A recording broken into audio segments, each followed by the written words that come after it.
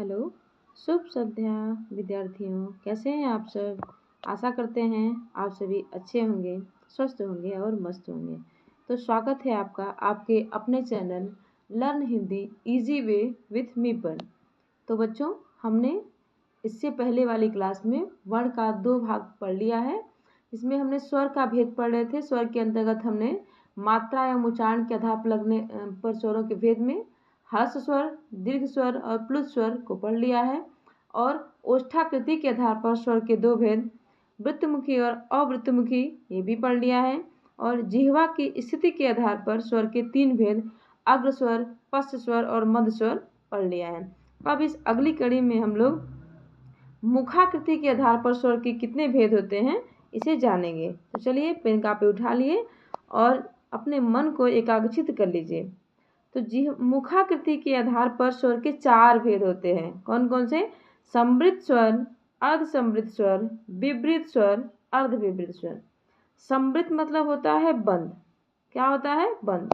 तो आपको क्या करना है, इन शब्दों का अर्थ समझ लेना है ताकि आपको रटना नहीं पड़े। रटने से व्यक्ति भूल जाता है और जब समझ में आ जाता है तो वो कभी नहीं भूलता है। तो समृद्ध का अर्थ है बंद। तो ऐसे स्वर जिनके उच्चारण में मुख बहुत कम खुलता है उन्हें हम क्या बोलते हैं? समृद्ध स्वर। जैसे ई, ऊ, री। ये जो 5 स्वर हैं ये क्या हैं? समृद्ध स्वर हैं और जिन्हें उच्च स्वर भी हम कहते हैं। दूसरा है अर्ध समृद्ध स्वर। अर्ध मतलब होता है आधा और समृद्ध मतलब होता है बंद। तो ऐसे स्वर जिनके उच्चारण में मुख जो है समृद्ध की तुलना में कम खुलता है तब हम उसे क्या बोलते हैं? अर्ध समृद्ध स्वर। इसके अंतर्गत 2 स्वर आते हैं, ए, ओ। तीसरा है विवृत स्वर। विवृत का अर्थ होता है खुला, ओपन। अर्थात ऐसे स्वर जिनके उच्चारण में मुख सर्वाधिक खुला होता है उसे हम क्या बोलते हैं? विवृत स्वर। जैसे आ। आप बोलिएगा आ, जब आ का उच्चारण आप करिएगा तो देखिएगा आपका मुंह पूरी तरह से खुल गया है। बोल के देखिए, आ। तो ऐसे स्वर जिनके उच्चारण में मुख पूरी तरह से खुल जाए या खुला हो उसे हम क्या बोलेंगे? समृद्ध स्वर। चौथा है अर्ध समृद्ध स्वर। अर्ध मतलब क्या होता है? आधा। और समृद्ध का अर्थ क्या है? खुला हुआ। तो ऐसा स्वर जिनके उच्चारण में मुख थोड़ा कम खुलता है। किसकी तुलना में? आ के उच्चारण की तुलना में। तो ऐसे स्वरों को हम क्या बोलते हैं? अर्ध विवृत स्वर। जैसे अ, ऐ, औ, आ। ये जो 4 स्वर हैं उसमें से भी जो आ हैं, आ, वो आगत है। बाकी जो 3 हैं, अ, ए, औ, ये आपके क्या हैं? अर्ध समृद्ध स्वर हैं। ठीक है, चलिए अगली कड़ी में हम लोग पढ़े हैं। अगली कड़ी में आप हम जानेंगे जाति के आधार पर स्वरों के भेद। तो जाति के आधार पर स्वरों के 2 भेद होते हैं। कौन कौन से? पहला है सवर्ण या सजातीय स्वर। दूसरा है असवर्ण या विजातीय स्वर। अब सवर्ण, स मतलब साथ में, सजातीय मतलब स मतलब होता है साथ में, जातीय मतलब जात के। तो ऐसे स्वर जिनका उच्चारण स्थान एक समान हो उन्हें हम क्या बोलेंगे? सवर्ण करेंगे। दूसरे शब्दों में, जैसे उच्चारण स्थान एवं अभ्यंतर प्रण जिस वर्ण के समान होता है ऐसे स्वर परस्पर सवर्ण एवं सजातीय कहे जाते हैं। इतनी लंबी चौड़ी परिभाषा याद करने से अच्छा है आप समझ लीजिए। ऐसे स्वर जिनका उच्चारण स्थान एक जैसा होता है, जैसे अ, आ, इन दोनों का उच्चारण स्थान क्या है? कंठ। छोटी, बड़ी, इन दोनों का उच्चारण स्थान क्या है? तालु। छोटा ऊ, बड़ा ऊ, इनका उच्चारण स्थान क्या है? ओष्ठ। और री का क्या है? मूर्धा। इस तरह ये जो स्वर हैं वो आपस में क्या है? सवर्ण या सजातीय हैं। अगला भेद है अश्रवण या विजातीय स्वर। अब ऐसे स्वर जो विपरीत गुणों वाले होंगे अर्थात जिनका उच्चारण स्थान भिन्न भिन्न हो और जिनकी संरचना भी भिन्न हो तो वैसे स्वर को हम क्या बोलते हैं? विजातीय स्वर या अश्रवण। जैसे अ, ई, ऊ, बड़ा ऊ, बड़ी, ए, ओ, मतलब इनकी संरचना भी भिन्न है और इनके उच्चारण स्थान भी भिन्न है। तो ये स्वर कैसे कहे जाएंगे? परस्पर अश्रवण या विजातीय स्वर। आशा है आप सभी को समझ में आ रहा होगा। अगला भेद है स्वर का प्रकृति या स्वभाव के आधार पर स्वरों के भेद। अगर पूछा जाए एग्जाम में प्रकृति और स्वभाव के आधार पर स्वर के कितने भेद हैं तो प्रकृति और स्वभाव के आधार पर स्वर के दो भेद हैं, अननुनासिक जिसे निरनुनासिक भी कहते हैं, दूसरा है अनुनासिक जिसे सानुनासिक भी कहते हैं। ध्यान दीजिएगा, थोड़ा सा डिफरेंस है अनुनासिक और अननुनासिक में। तो चलते परिभाषा पढ़ते हैं। अनुनासिक ऐसे स्वर जिनके उच्चारण में हवा केवल मुख से निकलती है, उन्हें हम क्या बोलते हैं, निरनुनासिक या अननुनासिक स्वर कहा जाता है। देखिए शब्दों का अर्थ हम समझ लेते हैं, तोड़ लेते हैं शब्दों को। अ मतलब होता है नहीं, अन मतलब भी नकारात्मक अर्थ ही होता है नहीं। नासिक, अनु मतलब होता है पीछे या अनुसरण करना, नासिक मतलब नासिका का। तो ऐसे स्वर जिनका उच्चारण स्थान केवल मुख से होता है, नासिका से नहीं होता, उसी स्वर को हम क्या बोलते हैं, अनुनासिक या निरनुनासिक। जैसे अ, आ, छोटी, बड़ी, छोटा ऊ, बड़ा ऊ, री, ए, ओ, अर्थात जो हमारे सभी स्वर हैं, सभी के सभी स्वर क्या हैं, अननुनासिक, जिन्हें हम निरनुनासिक भी कहते हैं। और ऐसे स्वर जिनके उच्चारण में अनुनासिक, ऐसे स्वर जिनके उच्चारण में वायु मुख के साथ साथ नासिका से भी निकलती है, उन्हें हम क्या बोलते हैं, अनुनासिक या सानुनासिक। जब हम सभी स्वरों के ऊपर चंद्र बिंदु का प्रयोग करते हैं, जिसे हम अनुनासिक बोलते हैं, ठीक, तो वो स्वर क्या कहलाएंगे, अनुनासिक स्वर। जैसे देखिए देख रहे हैं ना इसकी संरचना। तो जब भी हम जो शिरो रेखा है उसके ऊपर चंद्र बिंदु का प्रयोग कर देंगे तो वो स्वर क्या हो जाएंगे, अनुनासिक।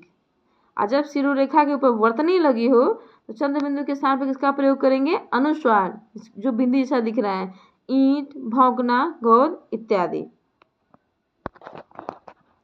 धन्यवाद। तो आज के लिए इतना। अब वर्णों के अन्य भेद के अंतर्गत भी हम लोग देख लेते हैं, जो स्वर और व्यंजन दोनों के अंतर्गत आएंगे। तो स्वर यंत्रियों में कंपन के आधार पर वर्णों के दो भेद होते हैं। कौन कौन से, अघोष और दूसरा है सघोष। अ मतलब होता है नहीं, घोष मतलब क्या होता है, ध्वनि, नाद, और सघोष मतलब होता है स मतलब साथ में, अघोष मतलब ध्वनि या नाद। चलिए हम लोग परिभाषा दे लेते हैं। अघोष वर्ण, जिन वर्णों के उच्चारण में स्वर यंत्रियों में कंपन नहीं होता है, उन्हें हम अघोष वर्ण कहते हैं। हिंदी वर्णमाला में 5 वर्गों के प्रथम 2 ध्वनि, जैसे क वर्ग में क ख, च वर्ग में च छ, ट वर्ग में ट ठ, त वर्ग में त थ, प वर्ग में प फ, और उसमें व्यंजन में 3 श, श, तालव्य स, मूर्धन्य स और दंत स। और जब क ख के नीचे नुक्ता लगेगा, उन ध्वनियों को हम क्या बोलते हैं, अघोष बोलते हैं। क्या बोलते हैं, अघोष। अगला है भेद सघोष। स मतलब होता है साथ के, अघोष मतलब होता है एक तरह का नाद, कंपन। तो ऐसी ध्वनियाँ जिनके उच्चारण में स्वर्ण यंत्रियों के निकट आ जाने से, उनके बीच हवा निकलने से उनमें कंपन होता है, अर्थात ऐसे वर्ण जिनके उच्चारण में स्वर यंत्रियों में कंपन हो, उन्हें हम क्या बोलेंगे, सघोष वर्ण। अब वर्गों के प्रथम और द्वितीय वर्ण तो हो गए, अघोष, बचे कितने, 3 वर्ण, मतलब तीसरा, चौथा, पांचवा। जो वर्गीय व्यंजन हैं उनके तीसरे, चौथे, पांचवें वर्ण, और य व र ल अंतस्थ व्यंजन, ड ढ उच्छिप्त व्यंजन, और जो संयुक्त इसमें है कुछ न, म, ल और व, इनको क्या बोला जाता है, सघोष। और सभी स्वर भी क्या होते हैं, सघोष। सभी स्वर क्या होते हैं, सघोष। और बाकी वर्णों के प्रथम 3 वर्ण, लास्ट 3 वर्ण, तीसरे, चौथा, पांचवें, और अंतस्थ य व र ल, और उष्म का ह, और उच्छिप्त व्यंजन ड ढ, न, म, ल, व, ये सभी व्यंजन, सभी वर्ण क्या होते हैं, सघोष होते हैं। तो चलिए आपके सामने ये तालिका भी है, तालिका को भी आप ध्यान से स्क्रीनशॉट ले सकते हैं और इसका सभी नोट्स बना सकते हैं। जैसे अघोष में देखिए क ख, च छ, ट ठ, त थ, प फ, छ श श, और जो क ख ग फ है उसके नीचे नुक्ता लगा हुआ है। और घोष में आप देख लीजिए कौन कौन है, तीसरा, चौथा, पांचवा वर्ण, और सब में है ग घ ग, ज झ ञ, ड ढ ळ, द ध न, ब भ म, य र ल व, और ह, और सभी स्वर, ये सब किसके अंतर्गत आते हैं, घोष के। अब चलिए अगला वर्गीकरण है प्राण तत्व के आधार पर। प्राण तत्व के आधार पर व्यंजन ध्वनियों का वर्गीकरण। तो प्राण तत्व के आधार पर जो वर्ण होते हैं उनके दो भेद हैं, अल्प प्राण और महाप्राण। कौन कौन से? अल्प प्राण और महाप्राण। प्राण मतलब प्राणवायु, तो अल्प मतलब होता है थोड़ा। तो ऐसे वर्ण जिनका उच्चारण करते समय जो श्वास ध्वनि है वो कम मात्रा में निकले, उसे हम क्या बोलते हैं? अल्प प्राण। जैसे देखिए, जो वर्गीय व्यंजन है उसका पहला, तीसरा, पांचवा वर्ण और अंतस्थ व्यंजन, उच्छिप्त वर्ण कौन से? दो होते हैं, ड ढ, लेकिन उनमें से केवल ड और सभी स्वर क्या होते हैं? अल्प प्राण होते हैं। ध्यान से दीजिएगा, क्वेश्चन यहाँ से एग्जाम में बन जाते हैं। तो फिर से अल्प प्राण कौन कौन से होंगे? प्रत्येक वर्गीय व्यंजन का पहला, तीसरा, पांचवा वर्ण, अंतस्थ व्यंजन कौन कौन से? य व र ल, उच्छिप्त होते हैं दो, ड ढ, उनमें से ड, और सभी स्वर क्या होते हैं? अल्प प्राण होते हैं। दूसरा है महाप्राण। तो ऐसे वर्ण जिनके उच्चारण में करते समय जो प्राण वायु है वो अधिक मात्रा में निकले, उन्हें हम क्या बोलते हैं? महाप्राण। हिंदी जो वर्गीय व्यंजन है हिंदी वर्णमाला में, उनके अब देखिए पहले, तीसरा और पांचवा तो अल्प प्राण हो गया, बचा कौन? दूसरा और चौथा। जो द्वितीय है ख, जैसे क में ख हो, क वर्ग में ख हो गया, उस तालिका को भी आप लोग देख लीजिए कौन कौन से। देखिए अल्प प्राण में प्रत्येक वर्ग का पहला, तीसरा, पांचवा, देखिए क वर्ग में पहला, तीसरा, पांचवा, च में पहला, तीसरा, सब में पहला, तीसरा, पांचवा, और अंतस्थ व्यंजन और क्या है? ड, अड़, ये सब क्या है? अल्प प्राण। और महाप्राण में देखिए प्रत्येक वर्गीय व्यंजन का दूसरा और चौथा, और उसमें व्यंजन श, श, श, ह, और ये देखिए, और जो दो वर्ण मिलके बनते हैं जिनको आप संयुक्त वर्ण भी बोल सकते हैं, ल, ये सब क्या होते हैं? महाप्राण होते हैं। चलिए अब हम उच्चारण स्थान देख लेते हैं, वर्णों के उच्चारण स्थान। यहाँ से बिल्कुल एक क्वेश्चन किसी न किसी एग्जाम में रहता ही है। तो देखिए इसको याद करने की आप तालिका बना लीजिए। अकुह विसर्ग, इसको संस्कृत में बोलते हैं अकुह विसर्जन नाम कंठ। अकु मतलब होता है अ मतलब अ आ, कु मतलब क वर्ग। क वर्ग में कितने वर्ण आएंगे? 5, क, ख, ग, घ, अंग। और ह का मतलब होता है ह, और विसर्ग का मतलब विसर्ग, अर्थात अ के अ, आ का, और क, ख, ग, घ, अंग का, ह का और विसर्ग का, इन सभी का उच्चारण स्थान क्या होता है? कंठ होता है। आगे देखिए तालु। तो तालु के उच्चारण स्थान कौन कौन से होते हैं? किन किन वर्णों का उच्चारण स्थान तालु होता है? उन वर्णों को तालव्य भी कहते हैं। देखिए इचु यसानम तालु। ई मतलब छोटी ई और बड़ी ई।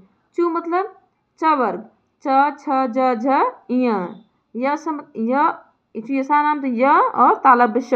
देख लीजिए आप लोग, इन वर्णों का उच्चारण स्थान क्या होता है? तालु होती है। अगला है मूर्धा। ऐसे वर्ण जिनका उच्चारण स्थान मूर्धा से होता है उन्हें हम मूर्धन्य वर्ण कहते हैं। इसके लिए याद करने की ट्रिक है, ऋतु रसाड़ा मूर्धा। ठीक है, तो री मतलब री, टू मतलब ट वर्ग, ट, ठ, ड, ढ, ड़, र, और मूर्धन्य श, इन सभी का उच्चारण स्थान क्या होता है? मूर्धा होती है। अगला है दंत। तो ऐसे वर्ण जिनका उच्चारण स्थान दांत से हो उन्हें हम क्या बोलते हैं? दंत वर्ण। उसके लिए सूत्र है, जो ट्रिक है वो है ऋतु लसानाम दंता। तो ली तो हिंदी में होता नहीं है, बचा ऋतु, तो तब तू मतलब त वर्ग, त, थ, द, ध, न, ल, और दंत स, इन सभी का उच्चारण स्थान क्या होता है? दंत होता है। अगला है ओष्ठ। ऐसे वर्ण जिनका स्थान ओष्ठ से हो उन्हें हम ओष्ठ वर्ण कहते हैं। इसके लिए ट्रिक है उपु मध्य नाम ओष्ठ। उ मतलब छोटा उ और बड़ा उ, पु मतलब प वर्ग, प, फ, ब, भ, म, और व मतलब व, इन सभी का उच्चारण स्थान क्या होता है? ओष्ठ होता है। अगला है नासिका। तो ऐसे वर्ण जिनका स्थान नाक से हो उनसे हम क्या बोलते हैं? नासिक के। यम गणनम, इसके लिए सूत्र है यम गणनम। जो जितने भी पंचमाक्षर होते हैं, जैसे क वर्ग में आएगा अंग, च वर्ग में इय, ठीक, और त वर्ग में न, ट वर्ग में अड़, प वर्ग में म, ये सभी के सभी क्या है? नासिक के व्यंजन है। अगला है कंठ तालु। तो ऐसे वर्ण जिनका उच्चारण स्थान कंठ तालु से हो वैसे वर्णों को कंठ तालव्य वर्ण कहते हैं। जैसे ए और ए, हम बता चुके हैं आपको, ए जो है अ और ई से मिलके बनता है। अभी आप देखे हैं अ का उच्चारण स्थान होता है कंठ, ई का होता है तालु, और इसलिए ए का उच्चारण स्थान होता है कंठ तालु। ओ कंठोष्ठ, ऐसे वर्ण जिनका उच्चारण कंठ और ओष्ठ दोनों से हो, ऐसे वर्णों को कंठोष्ठ कहेंगे। जैसे ओ और ओ का ओ कैसे कैसे बनता है, अ धन उ, तो आ का उच्चारण स्थान हो गया कंठ, उ का हो गया ओष्ठ, इसीलिए ओ और अ का उच्चारण स्थान क्या होता है, कंठोष्ठ। अगला है दंतोष्ठ। दंतोष्ठ के अंतर्गत दो वर्ण आएंगे, व और फ, उनके नीचे नुक्ता लगा रहेगा। और क्या है, काकल, जिसको काकल्य भी कहते हैं, उसके अंतर्गत केवल एक ही वर्ण होता है ह। ह का उच्चारण स्थान क्या होता है, काकल, उसे काकल्य भी कहते हैं और अलिजीव भी कहते हैं। तो धन्यवाद। इससे बाहर वर्ण से किसी भी तरह का क्वेश्चन किसी भी एग्जाम में नहीं बन सकता। तो आप बिल्कुल धीरे धीरे एकाग्रचित्त होकर पढ़ते रहिए और नोट्स बनाते रहिए। धन्यवाद।